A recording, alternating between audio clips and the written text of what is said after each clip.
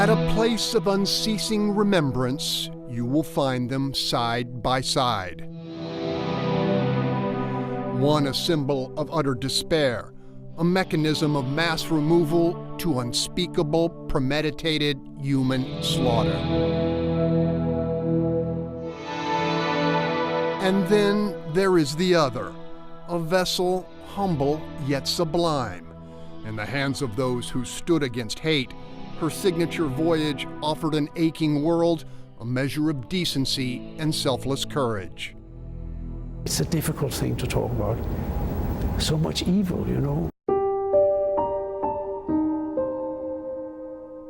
And yet, 72 years later, Ole Philipsen feels obligated to bear witness.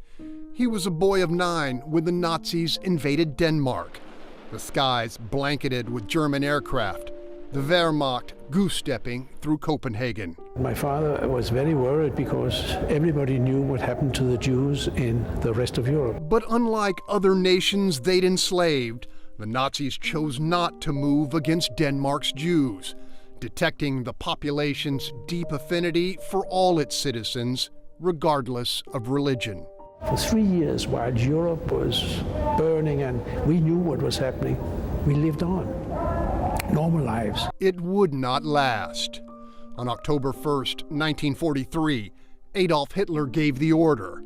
Somehow, advance word leaked to Denmark. It was a total shock. It came like a lightning on a sunny day.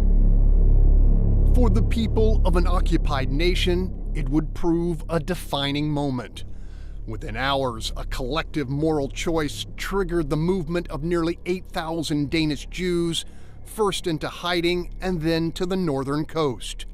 Philipsen's family was among them. And in the middle of the night, one of our friends came running in saying, "The Gestapo is here. Get out.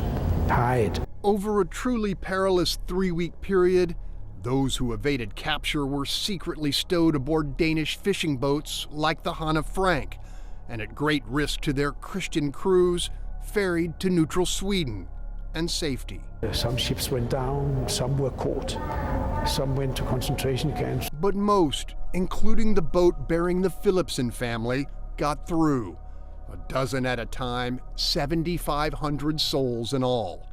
In a world ripped asunder by hate and brute force, it remains an uncommon act of compassion. Hundreds of boats, hundreds of trips. The restoration of Hanne Frank has fallen to Walter Hansen, a master shipwright who for much of his adult life served as an agent of the FBI.